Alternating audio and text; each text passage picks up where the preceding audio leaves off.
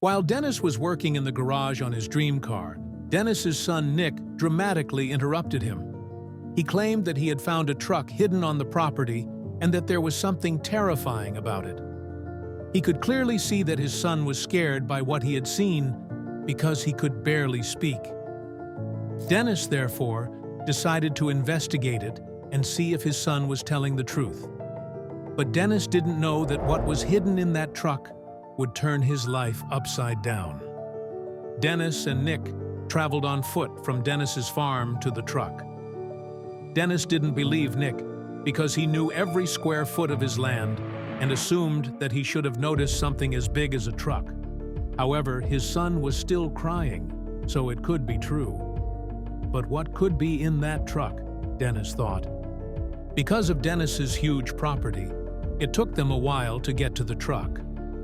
After they had been walking for an hour, Dennis wondered if taking the ATV would have been a better option. But it was too late now, and they were almost there, according to Nick. "Just a few minutes," he said. Dennis then noticed some never-before-seen marks on the trees as they approached the truck.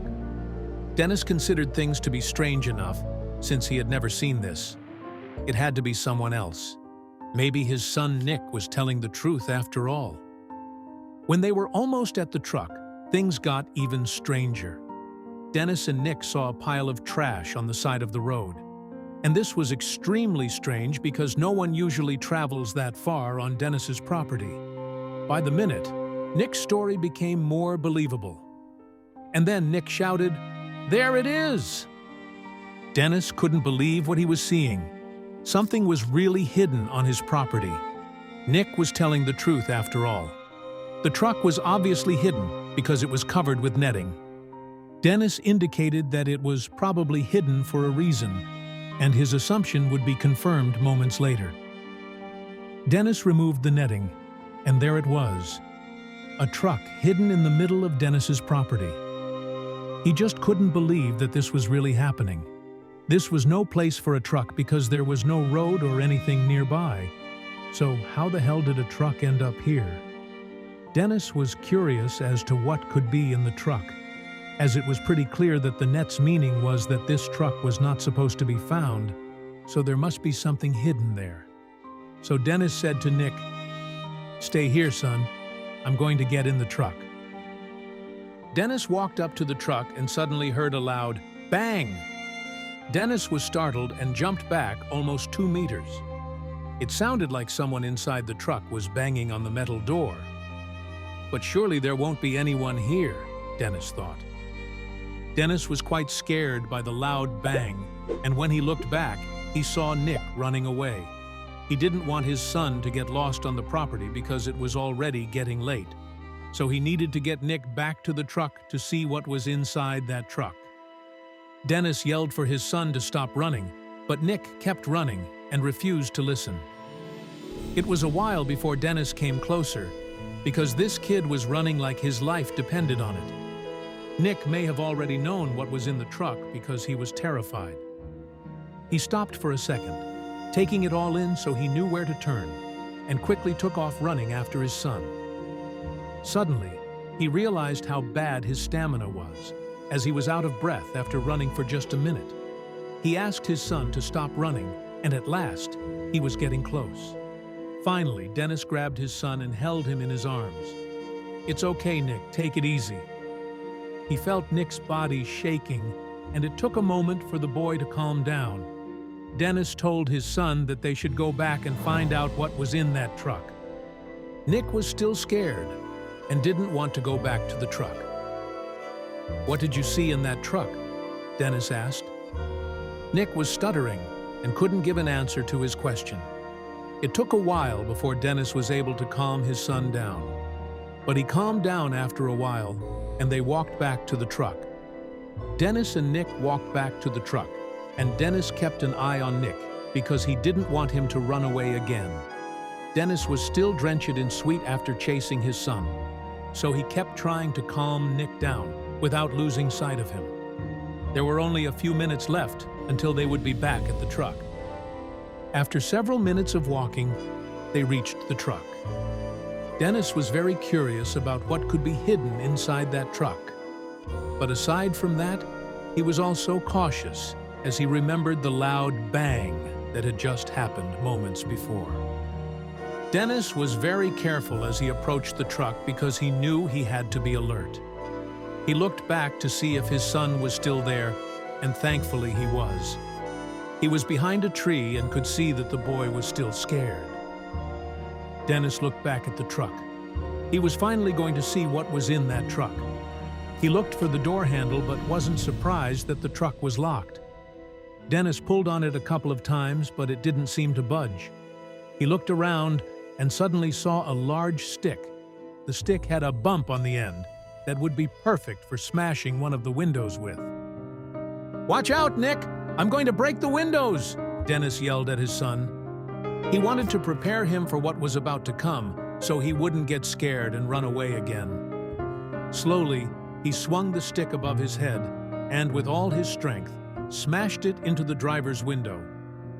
As soon as he was able to open the truck, a terrible smell forced Dennis to take 2 steps back. He covered his nose with his hands as he approached the truck again. And there he saw it, and it immediately gave him the creeps. He had never witnessed anything like it before. It was a skeleton, but it wasn't just that. It was holding a box with a letter that said, "Never open this box. It will lead the world into great danger. Get rid of it." This is creepy, Dennis thought. However, he heard a voice in his head telling him to open the box. So many questions ran through Dennis's mind. Why was this skeleton protecting this box? It was like he was giving his life to protect that box. Dennis needed to know what was in that box. He wondered if he should call the police or investigate it himself. Dennis decided to leave the skeleton where it was and maybe call the police tomorrow or so. He wanted to know what was in that box first. He decided to investigate it himself. But it was getting late, so he told Nick that they would walk home. As Dennis and Nick walked back, Dennis could think of nothing but what might be in that box. Then he looked at Nick and saw that Nick was still scared by the skeleton he had just seen. Dennis understood why he was scared. He himself got the creeps, so why not his 8-year-old son? They finally got home, and Dennis immediately explained to his wife, Monica, what had happened in the middle of the woods. Monica listened intently, then looked Dennis in the eyes and said, "You're kidding me, aren't you?" Dennis immediately said no and quickly picked up the box to show it to Monica. Monica was startled to see the box with the scary letter. Dennis explained that he wanted to open the box himself, but Monica refused flatly and demanded that he call the police immediately. Dennis does not agree with his wife's decision and says that there may be something valuable in that box. Monica replied that they did not know what was in it and that it could be something very dangerous, given the note on the box. The phrase, "The contents of the box put the world in grave danger," would not be there for nothing. Dennis refused to listen to Monica. "I'll open it in the morning. Now let's go to sleep. I don't want to argue with you." Monica looked very angry, but she knew that arguing with Dennis wouldn't work. Tomorrow morning she would open the box. Dennis woke up early because he was very excited to finally open the box. He believed that the box could contain something extremely valuable that would make this family very rich. He went to the garage and was going to get the box when suddenly it wasn't there. Where could it be? Dennis started searching and turned the whole garage upside down. He knew that he had put it here yesterday. After searching for an hour without success, he suddenly remembered that Monica had strongly forbidden him to open the box. She has something to do with this, Dennis thought. Dennis quickly went to Monica and asked her where she had left the box. Monica told him that she had called her father and that he had also instructed her that they should hand it over to the police, so Monica took it to the police station. Dennis was furious with Monica. "How can you do this?" he screamed. "I'm going to get it back." Dennis went to the garage to get his car keys. He wanted to get to the police station as quickly as possible. Maybe they had already opened it, and he didn't want that. He was about to leave when he heard sirens in the distance. He went outside and saw that there were indeed police car sirens. Dennis had no idea why so many police cars were approaching his house. There wasn't just one. There were 6 police cars. He was about to approach the police car when everything started to go horribly wrong. They surrounded him with all their cars, so he had nowhere to go. He tried to back away, but his back was already against the wall of his house. Suddenly, the doors swung wide open, and 2 officers jumped out of each car, 12 in total. "Stop!" Several police officers shouted at Dennis while also pointing their guns at him. Dennis threw his hands up and thought, "What the hell is going on here?" The cops ran up to Dennis and said, "You're under arrest. You have the right to remain silent." Dennis was in shock and had no idea why he had been arrested. He knew it had something to do with the mysterious box, but he hadn't done anything wrong, so why would they arrest him? He wondered if they had opened it yet. Then, out of nowhere, he heard someone screaming and crying. Dennis saw Monica, who was also in shock. "What are you doing here? I brought the box back to the station. Why are you arresting him?" She screamed and cried at the same time and tried to let go of Dennis. She ran towards Dennis and the officers, but she shouldn't have. Monica was thrown to the ground by 4 officers. "Stay there, ma'am," they shouted at her. Dennis yelled at his wife to calm down because this wasn't working. He knew he hadn't done anything wrong, so everything would be okay. He waited. As Dennis and the police drove to the station in the patrol car, he had already started trying to question the officers for information. He repeatedly asked about the box. Unfortunately, he couldn't get any answers from them, so he had to wait until he got to the station. The rest of the ride was silent, but in his head, there was no silence. He thought about all the possible situations that could happen at the station. When they finally arrived, he was forcibly removed from the car and rushed inside while still handcuffed. When he got to the station, everyone seemed to know the situation. Everyone seemed to be very angry with him, as he could clearly see the disgust on everyone's faces, who were behaving as if he was some kind of criminal. He was put in a cell with no one there. "You have to wait here for a while. We will bring you in for questioning in an hour." Dennis was shocked to suddenly find himself in a dirty cell. He had never been in a cell before, and it gave him the creeps. He hoped it wouldn't be long before he returned home to his family. He was left alone, with only his thoughts for company. He had no idea how long it would take, but he knew he would be there for quite a while. All he wanted to do was call his wife and apologize. He should never have taken the box out of the car and should have called the police immediately. After an hour of waiting, an officer led him out of the cell and informed him that he was going to be questioned. As he walked into the interrogation room, he felt the officers squeezing his arm tightly, which Dennis found very uncomfortable. He really wasn't getting any respect from all of them. The interrogation room was cold and dark. There was only one light bulb. He had never been interrogated before, but he watched crime shows very often. He hoped he would get an officer who would make things easy for him, but unfortunately, that was not to be the case. Dennis did not know how to respond to the aggressive officers in the interrogation room. They acted as if Dennis was a criminal and would spend years in jail.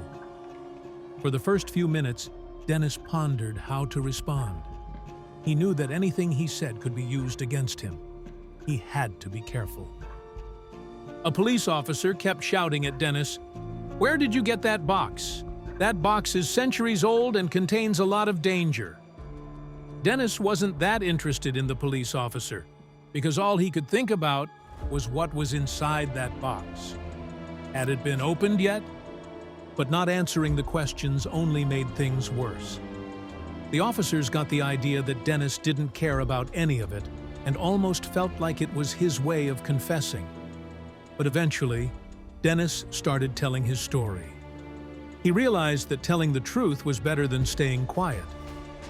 Dennis told his story over and over about how he got the box. His son, Nick, had found a hidden truck, and when Dennis had looked, he had found a skeleton and that mysterious box.